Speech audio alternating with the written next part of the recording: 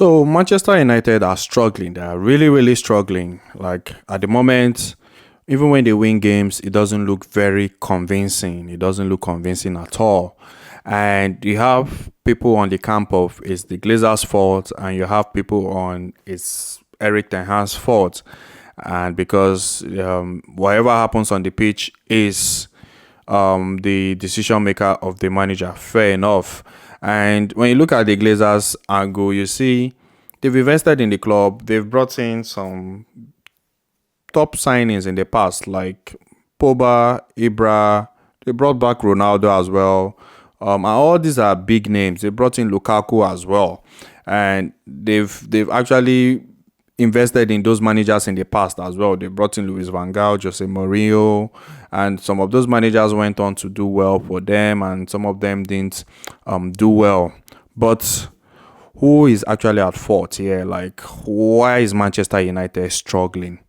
And for me, basically, I think I'm on it's the Glazers' fault. It's the owners. And I'm not just saying Eric Ten Hag doesn't have his own issues. He has his own issues in terms of there's no style of play. He makes some wrong decision making. But then again, it all starts from the top. And that is the major and root cause of the issue. For me, I just feel that is the major and the root cause of the issue. The owners, the way the club is being run. And when you look at Man City the way we are, I don't think Pep said, I want my next club to be Manchester City. Pep just said, I want the next club to be Manchester City. It was key decision makers, key players in the club that all came together and said, okay, who do we want to be the next manager? And they all sat down and they had that agreement. I'm not saying I was there. I'm just saying, like, this is the process, like when the top is being solid, when key decision makers in the football club are very, very good. They go out there and make very, very good decision making. And it was, I can say, key decision makers in Manchester City were the ones that actually went out there and said, okay, Pep, we want you to come, and they had that agreement. And also it's also key decision makers in the club that are the people in charge of the academy, and that's why you can see the likes of Rico Lewis are coming out well. James McCarthy is playing for Sheffield, he's playing well. Like, the prospect is there for you, Foden. Like, you can tell, even the academy, it all starts from the top. The people, because once the top is solid, it filters down to every other key department in the club, every other key department, the person in charge of recruitment, the person in charge of maybe the academy, it filters down everywhere. Whenever the top, the key, like the number one person in the club, once that top is very, very solid, it filters down. And Man City, that's why, apart from the fact that Pep is doing his own thing, you can't take away credit, but then again, our top, the people at the top are very, very solid. And I say to people, if Pep leaves, we might not dominate, but I don't think we'll be bad. We'll struggle. I don't think we'll be very bad, because the people managing the club are very, very solid. They care. They spend money at the right place. You can see, even when we are recruiting players, we recruit the right players. We don't just go out there to buy anyone from maybe brand name or anything. We go out there to buy people that we know we actually need. How much was Akanji bought for? Akanji was bought for, I think, 15 or between 15 to 20. And Akanji has been one of the best defenders in the league. He has been one of the best defenders. If you look at Chelsea, when Chelsea had Abramovich, they were running very well. Key decision makers, like in the club was running very, very well. And then almost you can say every top player in Europe then wanted to play for Chelsea. Shevchenko, Crespo, Balak, like they all wanted to play for Chelsea. And whenever managers come and they are not performing well, they sack them. And you can see Chelsea Academy too was doing well too. You can see Chelsea Academy was doing well. Reece James, Mason Mount, like you could see everything was running very well. But now Abramovich is out.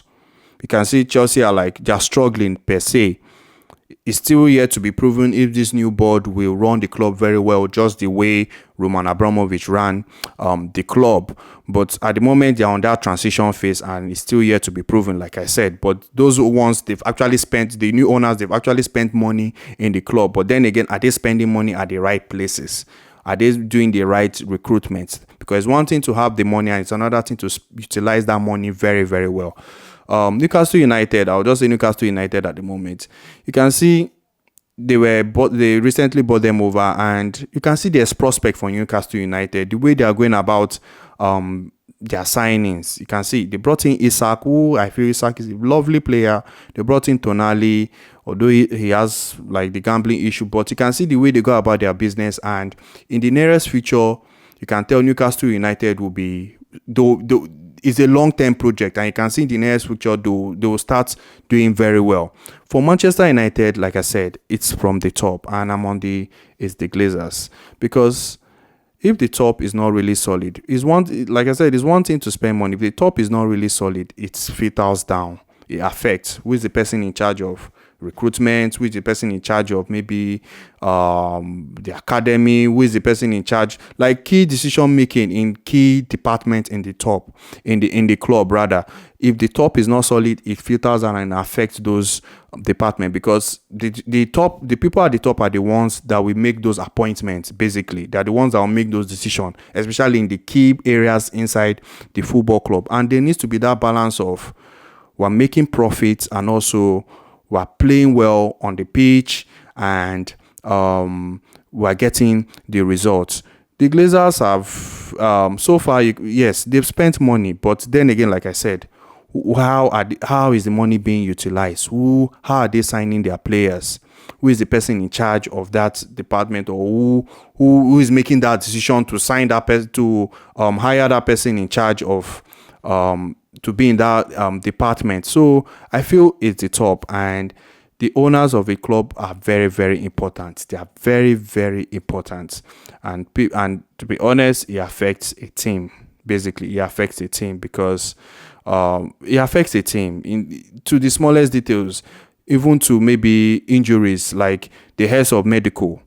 Okay, why is the team having so many injuries? Who is the person in charge of the medical department? Who is the person in charge of the nutrition department? Like, these are decision like these are like departments in the football club that are very, very important, and the people in those areas, the people in those departments, of course, it's the people at the top that appointed them. They don't just come inside the club to take over those positions. So I feel the Glazers are, to be honest, the Glazers are the ones to be blamed, the way the things are going on at the club.